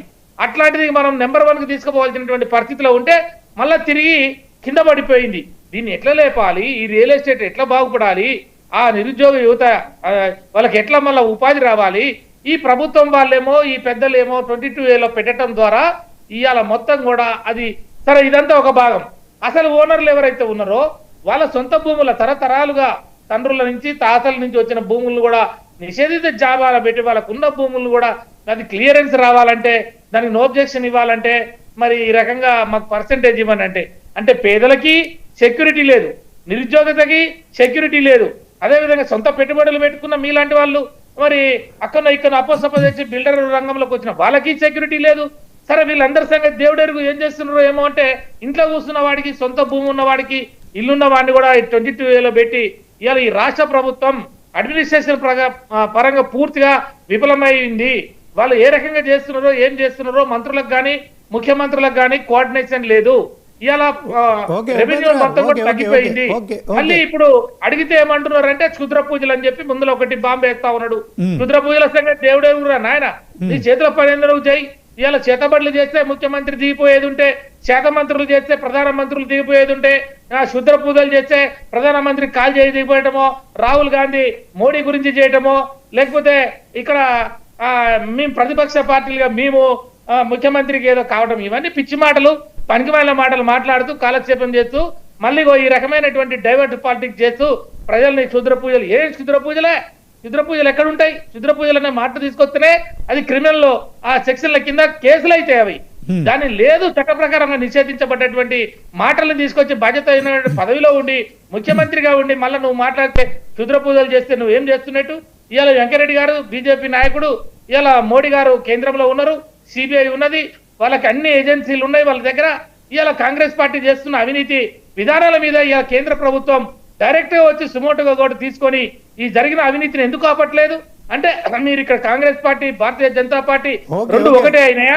మరి 22 పర్సెంటేజ్ అడుగుతున్నారంటే ఇలా కేంద్ర ప్రభుత్వం ఏం బాధ్యత వహిస్తున్నది? ఇవాళ ఇసుక గానీ లేకపోతే ఇంకో రకంగా గానీ అనేక రకాలుగా అవినీతి జరుగుతా ఉన్నది. ఏం చేస్తున్నది కేంద్ర ప్రభుత్వం అంటే మీరు చూసుకుంటా కూర్చుంటారా? మీకు బాధ్యత లేదా? నరేంద్ర మోడీ మరి అవినీతి రహితమైనటువంటి పాలన అంటా ఉన్నాడు కదా, మరి నరేంద్ర మోడీ ఏం చేస్తున్నట్టు, హోంశాఖ ఏం చేస్తున్నట్టు, మరి ఇలా సిబిఐ డైరెక్ట్ రావచ్చు, సిబిఐ అవినీతిని అరికట్టవచ్చు. కానీ ఇలా కేంద్ర ప్రభుత్వం అలాంటి నిర్ణయాలు అలాంటి విధానాలతో ముందుకు రావట్లేదు. అంటే వాళ్ళిద్దరూ కలుస్తున్నారా ఏంటిది? ఎవరిని బదనాం చేస్తారు? ఉపేంద్ర గారు మీరు ఒక్క నిమిషం శ్రీనివాస్ గారు ఒక్క నిమిషం సార్. ఓకే, 1,30,00,000 ఎకరాల వరకు గతంలో భూములు ఉండే, ఏది ప్రైవేట్ వాళ్ళకి పర్టికులర్ గా, ఏది ధరణి వచ్చిన తర్వాత టీజీటీఎస్ సంస్థ ద్వారా 1,55,00,000కు అది అమాంతం ఎగబాకింది. సరే కొంత అవేర్నెస్ అయి ఉండి కూడా ఒక 5 లక్షలు 10 లక్షలు ఎగబాకుతుంది. అంటే నిజంగా నేను చెప్తున్నాను సార్, ఈ రాష్ట్రంలో ప్రభుత్వం కంటూ కొన్ని భూములు ఉంటాయి సార్, ఆ విషయాన్ని మైమరిపించేలా మర్చిపోయేలా చేసింది ఎవరని చెప్పి వాళ్ళ గుండెల మీద చేసుకొని చెప్పండి సార్. First point. నేను ఇంకో విషయం కూడా చెప్తున్నా, ఇక్కడ అవినీతి జరిగింది అక్కడ అవినీతి జరిగింది చెప్పి మనం అంతా నాకు తెలిసి అందరు పెద్ద ప్రొఫెషన్ లో ఉన్న వాళ్ళే, మనం కాకి లెక్కలు చెప్తే కుదరదు కదా. ఏ భూములు కబ్జా గురైనాయి, అదేవిధంగా ఎక్కడ అవినీతి జరిగింది, ఏ రూపంలో అవినీతి జరిగింది అవన్నీ చెప్పండి. అడ్డగోలుగా సిబిఐ అడ్డగోలుగా ఈడీ అని చెప్పి మనం రాంగ్ ఎలిగేషన్ చేయడం కాదు కదా. సో నేనేమంటున్నా, ఒకటి నా మాట కంక్లూడ్ చేసిన శ్రీనివాస్ గారు, ఒకటి గుర్తుపెట్టుకోండి ఒక విషయము, ఈ రాష్ట్రంలో ఉన్న ప్రభుత్వ భూములని కాపాడాలంటే ప్రోహిబిటెడ్ లిస్ట్లో పెట్టాలి. ప్రోహిబిటెడ్ లిస్ట్లో పెడితేనే వీళ్ళు గతంలో టీజీటీఎస్ ద్వారానో లేదా వేరే ద్వారానో ఎన్ఓసీలు తెచ్చుకోవడం కుదరదు సార్. ఒకసారి ప్రోహిబిటెడ్ లిస్ట్లో కనుక పెడితే అది ఇంకా ఏది వేరే రూపంలో మార్చాలంటే చాలా కష్టంతో కూడుకున్న వ్యవహారం. అందులో భాగంగా కొంతమంది సర్వే నెంబర్ దాంట్లో యాడ్ అయిన విషయం తప్పు జరిగిందని చెప్పి ఒప్పుకుంటున్నాం. దానికోసం కూడా ఒక రెమెడీ సిస్టాన్ని, దానికోసం కూడా ఒక సపరేట్ గ్రీవెన్స్ సిస్టమ్ని, గ్రీవెన్స్ సెల్ని ఏర్పాటు చేసినాం సార్. కనీసం ఆ రెస్పాన్స్ మేము ఇవ్వగలుగుతాం. గతంలో ధరణి రూపంలో ఉండేనా సార్ ఈ రెస్పాన్స్ సిస్టము? ధరణిలో చిన్న ప్రాబ్లం వచ్చినా కలెక్టర్నే కలవాలి, ఎంఆర్ఓని కలుసు లేదు, ఆర్టీఓని కలుసు లేదు, బీఆర్ఓని కలుసు, అసలు సిస్టమే తీసేసారు కదా సార్ మీరు. అంటే అప్పనంగా ఒకే అంటే ఏది సింగిల్ విండో సిస్టమ్ ద్వారా మొత్తాన్ని భూములను మొత్తం కొల్లగొట్టిన తర్వాత ఈరోజు ఏదో మొత్తం మేమేం చేయలేదని మాట్లాడితే ఎంతవరకు కరెక్ట్ సార్? అది మీరు 6 నెలల్లోనే ధరణిలో సమస్యలని పరిష్కరిస్తామని ధరణి ఎత్తివేస్తాం, అక్కడ పెండింగ్ లో ఉన్న లక్షలాది వేలాది అన్ని కూడా మేము చేస్తామని చెప్పి మీరు వాగ్దానాలు చేయలేదా? ఏం చేస్తారు మీరు ఇప్పటి వరకు? ఎక్కడ మొత్తం ఊర్లలో పోండి, వాళ్ళు డిజిటల్ చేస్తున్నారు, డిజిటల్ సర్వే అన్నారు, డిజిటల్ సర్వే ఎక్కడ చేస్తారు? ఒక్క ధరలో సమస్యలు ఉన్నట్టు ఒక సమస్యను పరిష్కరించారా? మీరు ఎక్కడ కూడా సాదా బైనామా చేస్తున్నారు. సాదా బైనామా పెండింగ్ ఉన్నది, ధరల ఇష్యూలు పెండింగ్ ఉన్నాయి. మీరు ఏం చేస్తున్నారండి? ఒక 3 సంవత్సరాలు అయింది. మీరు అంతకుముందు మమ్మల్ని చెప్పారు ధరల్లో కుంభకోణాలు అంటే మరి ధరల్లో జరిగింది ఏందో నువ్వు బయట పెట్టి ఏం చేస్తున్నావు? మరి నువ్వు అంటే బంధం చేయడం కొరకు ధరని బూచిగా చూపించి ధరని ఆడ ప్రజలలో పెండింగ్ లో ఉన్న ఇష్యూస్ పట్టుకొని లేపినారు అధికారంలోకి వచ్చినప్పుడు మరి ఆ విషయం మీద మీరు ఏ స్పందనేది? ఈ ప్రభుత్వం ఏం చేసింది? ఎన్ని పరిష్కారాలు అయినాయి? సాదా బైనామా ఎడిపోయింది. ఇలా రైతాంగం మొత్తం కూడా ఊర్లలో ఎప్పుడో సంవత్సరాలుగా తాతలు ముత్తాతలు అమ్మిన కాగితాలు పట్టుకొని ఇలా కూర్చున్న వాళ్ళు ఉన్నారు. మరి అయితే కాంగ్రెస్ పార్టీ చేస్తుందని చెప్పారు కాబట్టి ఓట్లేసారు. ఉపేంద్ర గారు ఆగండి ఒకసారి ఆగండి సార్. రామ్మోహన్ గారు, వాస్తవానికి తెలంగాణలో ఉన్న ఓవరాల్గా భూములు ఎన్ని హెక్టార్లు ఎన్ని ఎకరాలు? సో దీంట్లో 22A కింద 1 కోటి ఎకరాలు వచ్చినాయని చెప్పి ఇప్పుడు ప్రచారం జరుగుతోంది. అసైన్డ్ భూములు, దేవాదాయ భూములు, వక్ఫ్ భూములు, ఫారెస్ట్ భూములు ఇవన్నీ గవర్నమెంట్ భూములు. సరే, వాటన్నిటిని 22A సెక్షన్ కింద చేరిస్తే పర్వాలేదు. కానీ ప్రైవేటు భూములపై కూడా ఆ పట్టా భూములపై కూడా 22A పిడుగు అనేది ఇప్పుడు మనకు ప్రముఖంగా వినిపిస్తుంది సార్. తెలంగాణలో ఉన్న భూములు కాంగ్రెస్ చెప్తున్న లెక్కలు కావచ్చు. ఇప్పుడు బీఆర్ఎస్ సరే బీఆర్ఎస్ ప్రతిపక్షంకి వెళ్ళిపోయింది. మా ధరని బంగాళాఖాతంలో వేస్తున్నారు, అది మార్చి దాని పేరు మీద భూభారత్ తీసుకొచ్చారు. వాస్తవానికి తెలంగాణలో ఉన్న భూములు ఎన్ని? దాంట్లో 22A కింద మరి ఇప్పుడు కాంగ్రెస్ నాయకులు వెంకట్ గారు చెప్తున్న దాని ప్రకారం మీరేం చెప్తారు సార్? శ్రీనివాస్ గారు, ఫస్ట్ మాట్లాడి మరి ఏం చెప్పాను కదా, ధరణిలో చాలా పొరపాట్లు జరిగినాయి. అంతకంటే ఎక్కువ ఇప్పుడు ఇక్కడ పొరపాట్లు జరుగుతున్నాయి అంటారు. అంతకంటే ఎక్కువ మాడ్యూల్స్ కూడా తగ్గించారు. మాడ్యూల్స్ 32 మాడ్యూల్స్ ఉంటుంది, దాన్ని 5కు తగ్గించారు. 5లో ఏం చేశారు? ఇప్పుడు ఏమైందంటే అన్ని కలిపితే ఇప్పుడు ABCDE పెట్టొచ్చు, మొత్తం అన్ని ABCD దాకా పెట్టొచ్చు. అప్పుడు నిబంధనలు అన్ని కూడా వేరు వేరు మాడ్యూల్స్ పెట్టి ఇప్పుడు కలిపి పెట్టారు.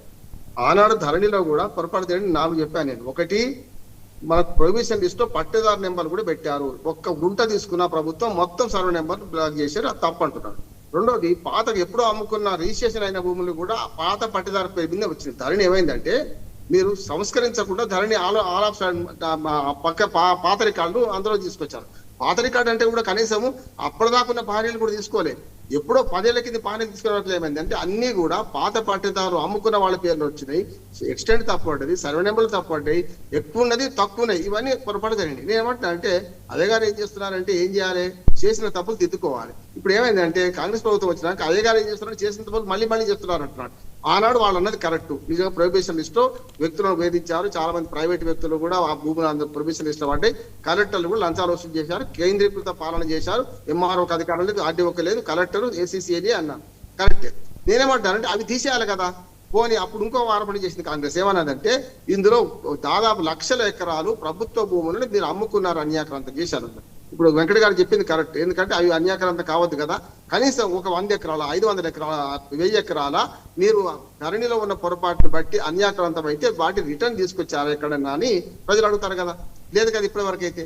ఇప్పుడు అక్కడ పొరపాటు జరిగింది ఖచ్చితంగా. ధరణి పోయి భూభారత్ వచ్చినా ధరణి కంటే ఎక్కువ సమస్యలు భూభారత్లో వచ్చినాయి అంటున్నాను. ఈ 22A ఆనాడు ధరణిలో ఉన్నా ఇవాళ భూభారత్లో ఉన్నా అది వీళ్ళు వచ్చిన యాక్ట్ కాదు, ప్రొహిబిషన్ యాక్ట్. నేను అడ్వకేట్ చెప్తున్నాను, అందరూ అడ్వకేట్లే. ఉపేంద్ర గారు అడ్వకేటే, మన వెంకట గారు అడ్వకేట్. నేను ఏమంటున్నానంటే నేను కేసులు చేస్తున్నవాడుగా, అంటే ఇప్పుడు MRO ఆఫీసుల RDO దగ్గర కేసులు వాదిస్తున్నవాడుగా చెప్తున్నాను. ఆనాడు 22A ఎప్పుడు వచ్చిందంటే 1908 రిజిస్ట్రేషన్ యాక్ట్ లో ఉన్నది. అది ఎవరైనా పెట్టాల్సింది. ప్రభుత్వ భూములు పెడితే ఎవరు కాదన్నారు. ప్రభుత్వం లేకుండా ప్రభుత్వ భూములుగా ప్రైవేట్ భూములు పెట్టింది కనుక వాటిలో ప్రైవేట్ వాళ్ళకి నష్టం కలిగించారు. ప్రభుత్వ భూములను ప్రైవేట్ వాళ్ళకి అప్పచెప్పి అంటే మార్చి ప్రొహిబిషన్ తీసేసి 1,00,000 ఎకరాలు అమ్ముకున్నారు అని ఆరోపణ కాంగ్రెస్ పార్టీ BRS ని చేసింది కదా. 1,00,000 పక్కన పెట్టండి, 100 ఎకరాలు 500 ఎకరాలు ఇప్పుడు ఎందుకు సాధించలేకపోయినా? ఈ ఫలానా భూమి ప్రొహిబిషన్ లో పెట్టింది ధరణిలో. ఇప్పుడు మేము సాధించిన ధరణి మన ప్రొహిబిషన్ లోకి ప్రొహిబిషన్ నుంచి తీసేసిన భూములు మళ్ళీ ప్రొహిబిషన్ లో తీసుకొచ్చినాం అని ఎందుకు శ్వేతపత్రం ప్రకటించింది ప్రభుత్వం అంటున్నాం. రెండోది కూడా చెప్తున్నాడు. ఇప్పుడు నేను మహేశ్వర రెడ్డి గారు చేసిన దానిలో ఒక ఆరోపణ ఏంటంటే ఇప్పుడు భూభారతలు అడ్డగోలు ఉన్నాయి. మహేశ్వర రెడ్డి గారు రెండో ఆరోపణ చేశారు. ఆఫీస్ ఆఫ్ ప్రాఫిట్ అనేది 191(4) ప్రకారం అయితే సెక్షన్ రాజ్యాంగంలో స్పష్టంగా వార్డు మెంబర్ కూడా ఆయా పంచాయతీలో కాంట్రాక్ట్ చేయడానికి వీల్లేదు. ఇప్పుడు వారు ఏమంటున్నారు మహేశ్వర రెడ్డి గారు? ఆఫీస్ అంటే మనకు రెవెన్యూ మినిస్టర్ గా ఉన్న బంధువులే ఈ కాంట్రాక్ట్లు చేస్తున్నారు, ఆ అంచనాలు పెంచుకుంటున్నారు, దీని మీద ఆరోపణ చేస్తున్నారు. అందుకని నేను ఏమంటానంటే ఇది వీధి పోరాటం వద్దు. అసెంబ్లీ సాక్షిగానే మహేశ్వర రెడ్డి గారు తన ఆరోపణలకు కట్టుబడి ఉండాలి. అది నిరూపించే ప్రయత్నం చేయాలి. దానికి తగ్గట్టుగా ఈ ప్రభుత్వం కూడా స్పందించి వాళ్ళు చెప్తే స్పెసిఫిక్ సర్వే నెంబర్ చెప్తున్నారు, ఇక్కడ జరిగింది అంటున్నారు. కనుక అవన్నీ తేల్చాల్సింది మన నిజాం కాలేజీలోనో లేకుంటే టీవీ ఛానల్లో కాదు, అది అసెంబ్లీ సాక్షిగా తేలాల్సింది, అసెంబ్లీలో ఒక చర్చ పెట్టాల్సిందే అంటున్నాను. ఇంకొక మాట చెప్పి ముగిస్తాను. ఇప్పుడు ఏమైందంటే మీరు అన్నదే భూపారితిలో అంతకంటే ఎక్కువ భూములను ప్రొహిబిషన్ లిస్టులు చేశారని మన మహేశ్వర రెడ్డి గారు అంటున్నారు. నిజంగా చేర్చిండు అంటున్నాను నేను. ఎందుకంటే ఆచరణ తెలుస్తుంది ఊళ్ళల్లో ఇప్పుడు 9,000 అప్లికేషన్లు పాత పెండింగ్ లో ఉన్నాయి, మళ్ళీ 9,000 అప్లికేషన్లు కొత్తగా పెండింగ్ లో ఉన్నాయి. మరి ఇవన్నీ తీర్చాల్సింది ఎవరు? ఆనాడు అక్రమాలు జరిగిన ధరణి అన్నారు కదా, ధరణి కంటే ఎక్కువ అక్రమాలు ఇప్పుడు జరుగుతున్నాయి, ప్రైవేట్ భూములు కూడా ప్రొహిబిషన్ లిస్టులు పెడుతున్నారు అని ఇప్పుడు ఆరోపణ. గతంలో ఏంది, ప్రభుత్వ భూములను ప్రొహిబిషన్ లిస్ట్ తీసేశారని వాళ్ళ మీద ఆరోపణ. అది విచారించాలి, ఇది విచారించాలి, రెండు విచారించినప్పుడే కరెక్ట్ తెలుస్తుంది అంటున్నాను. పాత ప్రభుత్వం మీద ఆరోపణ చేసి ఊరుకోవడం కాదు, ఆ పాత ప్రభుత్వం చేసిన మోసాలను కానీ ఏమైనా ఉంటే బయట పెట్టాల్సిన బాధ్యత అధికార పక్షం మీద ఉంది. ఇప్పుడు రెండు కాంగ్రెస్ కోర్టులోనే సార్. ఓకే, ధరణి తర్వాత భూభారతి వచ్చింది, తర్వాత సమస్యలు ఇంకా పెరిగినాయి, తగ్గలేదు. కానీ 22A బాధితులు మిమ్మల్ని ఎవరైనా సంప్రదిస్తున్నారా? మీరు గతంలో ధరణి కేసులు చూశారు, ఇప్పుడు భూభారతి కేసులు కూడా చూస్తున్నారు. నేను వైరా కేసు చెప్తున్నాను. నేను మీరు పాత రికార్డు ఇస్తే నమస్తే తెలంగాణ నుంచి పడితే చాలా మంది సూర్యాపతి అన్ని రాశారు. ధరణితో చిక్కులు దక్కవ హక్కులని నేను చెప్పాను. 2 గుంటలు తక్కువ ఉండదని అప్లికేషన్ పెట్టుకుంటే ఉన్న 2 ఎకరాలు తీసేసి గతంలో ధరణి ఇలా జరిగింది అంటున్నాను.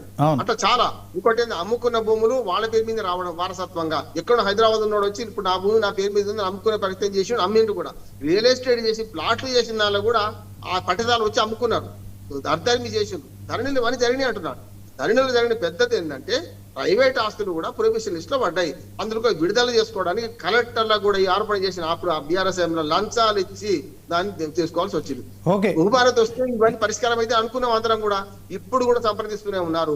నిన్నటి దాకా ప్రొహిబిషన్ లిస్ట్ లేనిది మా ప్రైవేట్ భూమి మళ్ళీ ప్రొహిబిషన్ లిస్ట్ లో పెడుతున్నారు, కేవలం లంచాల కోసం చేస్తున్నారు ఈ ప్రభుత్వంలో కూడా మళ్ళీ ఆరోపణలు వస్తున్నాయి. నేను అటు చూసినా ఇటు చూసినా రెండే, అప్పుడు పొరపాట్లు ఇప్పుడు పొరపాట్లు.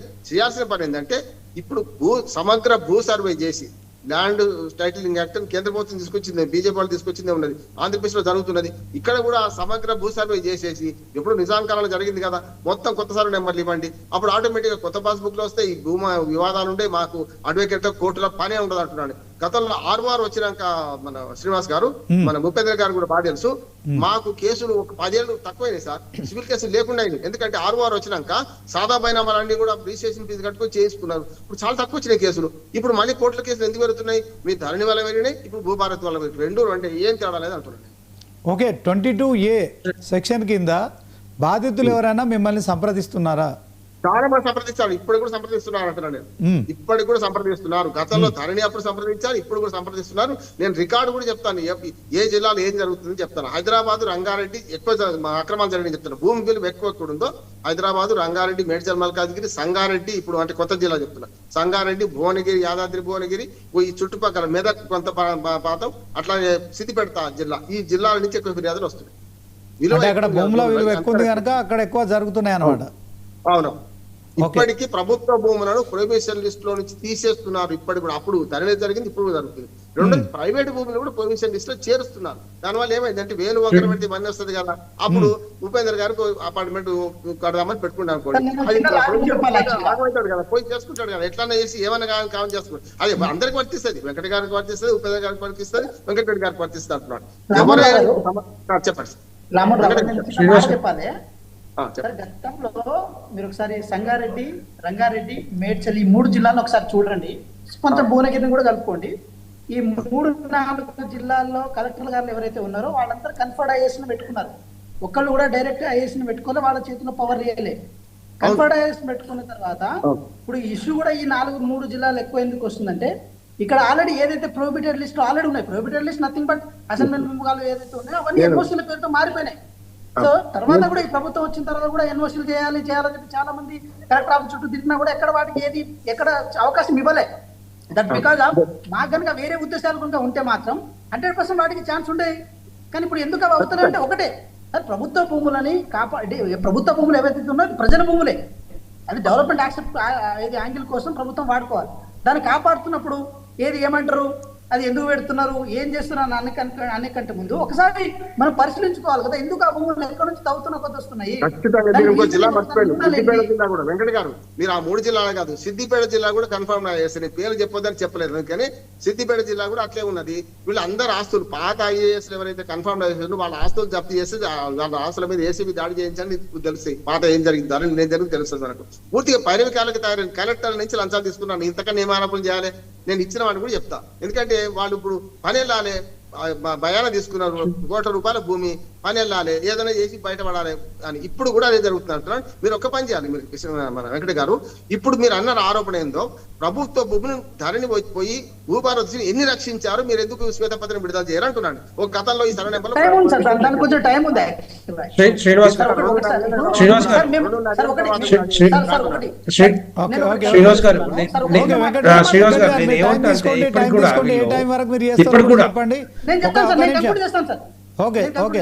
వెంకటరెడ్డి గారు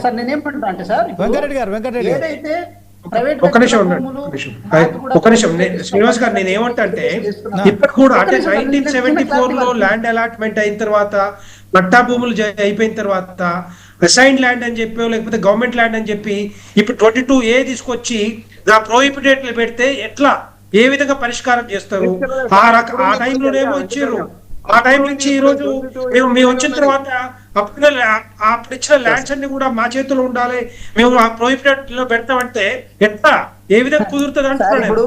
ఇల్లు కట్టుకున్నా లేకపోతే వ్యవసాయం చేసుకున్నా, ఆటలు అమ్ముకున్నా లేకపోతే అపార్ట్మెంట్లు కట్టుకున్నా ఎవరు దీనికి సమాధానం ఎవరు చెప్తారు? కారణం ఎవరు? ఎందుకు వెళ్తా ఉన్నారు? సమాధానం చెప్పకుండా రెవెన్యూ మొత్తం కూడా ఏమంటున్నా, రెవెన్యూలో కానీ జిహెచ్ఎంసీలో కానీ దగ్గర నుంచి కలెక్టర్ వరకు అవినీతి ఎక్కడ చూసినా అవినీతి కనబడతాం హైదరాబాద్ చుట్టుపక్కల. వీళ్ళందరినీ టోటల్ గా చెప్తున్నారు, వీళ్ళకి ఏసీబీలు ఉన్నాయి, ఏం చేస్తున్నారు ఏమో కానీ వీళ్ళ మీద కంపల్సరీగా వీళ్ళ మీద ఒక దాడి జరగాలి, వీళ్ళ మీద ఒక ఎంక్వైరీ చేయాలి. లేకపోతే ఇష్టం వచ్చినట్టుగా ఎక్కడ పడితే అక్కడ ఇప్పుడు చూడండి 22A పెట్టారు. ఒక ఎకరం మార్చాలన్నా, ఒక ఎకరం దాన్ని తీసేయాలన్నా 100 కోట్ల రూపాయలు ఖర్చు చేస్తారు. ఖర్చు కావాలి, దగ్గర లక్షల రూపాయలు ఇవ్వాల్సిందే వాళ్ళకి. ఇవ్వకపోతే ఎవరు చేసి పని లేదు, ఎవరు చేయరు కూడా. మంచి దాకా పోతా ఉన్నాయి ఇవన్నీ కూడా. ఇవన్నీ బయటకు రావాలంటే ఈ రెండు క్లారిటీ ఇస్తాను, మీకు అనుకూలంగా ఏమంటున్నాను వెంకట్, 22A అనేది ధరణి పుట్టక ముందు నుంచి కూడా ఉంది. రిజిస్ట్రేషన్ యాక్ట్ చదివితే తెలుసు అప్పుడు ప్రభుత్వ భూములు రక్షించడానికి 22A సెక్షన్ అనేది కంటిన్యూ చేస్తున్నా సార్ ఒక మాట, నేను దాన్ని కంటిన్యూ చేస్తున్నాను ఒక మాట. సార్ ఇప్పుడు శ్రీనివాస్ గారు, కేంద్ర ప్రభుత్వం ఒక డెవలప్మెంట్ ప్రాజెక్ట్ చేసిందని అనుకుందాం సార్ ఈ తెలంగాణ రాష్ట్రం హైదరాబాద్ లో. దానికి భూ అలొకేట్ చేయాలి. ఎక్కడి నుంచి చేయాలి? భూ ప్రైవేట్ వ్యక్తుల నుంచి ప్రతిసారి భూములు ఏది భూసేకరణ చట్టం ద్వారా తీసుకోవడం కుదరదు సార్. ప్రభుత్వం దగ్గర కూడా కొంత భూమి ఉంటది. ఆ భూమిని కేంద్ర ప్రభుత్వం అనుకోలేకపోతే రాష్ట్ర ప్రభుత్వంలో కేటాయింపు జరుగుతుంది. ఇది ఈరోజు తెలంగాణ రాష్ట్రంలో హైదరాబాద్ లో ఉన్న ప్రభుత్వ రంగ సంస్థలు అన్ని గతంలో ప్రభుత్వం చేతిలో భూములేవి, అన్ని భూసేకరణ చట్టం ఇచ్చిన భూముల్ని అలాట్ చేసిన భూముల్ని 22A లో ఎందుకు పెడతా ఉన్నారు? కేంద్ర ప్రభుత్వానికి కాదు నేను చెప్తున్నా, తెలంగాణ రైతులు కానీ తెలంగాణ ప్రజలకి ఇచ్చిన భూములు 22A ఎందుకు పెడతా ఉన్నారు? సమాధానం చెప్పాలి. అది కాదు నేను చెప్పేది. అది అడగండి వెంకటరెడ్డి గారు, మీరు లాజికల్ గా ఏమడగండి అంటే 22A లో కొన్ని ప్రైవేట్ భూములు ఎందుకు పట్టాయని అడగండి, నో ప్రాబ్లం, దాన్ని రిజాల్వ్ చేసుకుందాం. కానీ అసలు అది మొత్తానికి తప్పని మీరు అనడానికి లేదు. అట్లా కాదు మీరు అలా అంతకుముందు కూడా కొన్ని కొంతమందికి దున్నుకోవాలన్న. వెంకట్ గారు కాంగ్రెస్ నాయకులు, వెంకటరెడ్డి గారు బీజేపీ నాయకులు, ఉపేంద్ర బీఆర్ఎస్ నాయకులు, రామ్మోహన్ గారు రాజకీయ విశ్లేషకులు, అందరికి కూడా ధన్యవాదాలు. సో మొత్తానికి ఇక 22A విషయంలో ప్రైవేట్ భూములు కూడా మరి ఆ జాబితాలో చేర్చుతున్నారు. మీరు భూదాం భూములు, వక్ఫ్ భూములు కావచ్చు, సీలింగ్ కావచ్చు, తర్వాత ప్రభుత్వ భూములు అన్నింటిని కూడా మీరు ఖచ్చితంగా ఫారెస్ట్ భూములు, దేవాదాయ భూములు అన్నింటినీ, అసైన్ ల్యాండ్లను వీటన్నిటినీ మీరు ప్రభుత్వ భూముల జాబితాలో చేర్చండి. కానీ పట్టా భూములపై కూడా 22A కింద మీరు జమ చేశారు. సో 1 కోటి ఎకరాలు ఈ 22A లో ఇప్పుడు కనిపిస్తున్నాయి తెలంగాణ రాష్ట్ర వ్యాప్తంగా, ముఖ్యంగా హైదరాబాద్, రంగారెడ్డి ఈ చుట్టుపక్కల ప్రాంతాల్లో చాలా విలువైన భూములు కూడా ఇందులో చేర్చబడుతున్నాయి కనుక సో చాలామంది ప్రజలు ఆందోళన చెందుతున్నారు కనుక సో తెలంగాణ సీఎం రేవంత్ రెడ్డి చెప్పినట్టు మీ 22 ఏ విషయంలో మీరు ఎలాంటి ఆందోళన చెందడానికి వీల్లేదు, మీ భూములు మీకు అప్పగించే బాధ్యత నాది, మీ భూములకు ఏం కాదని హామీ ఇస్తున్నారు.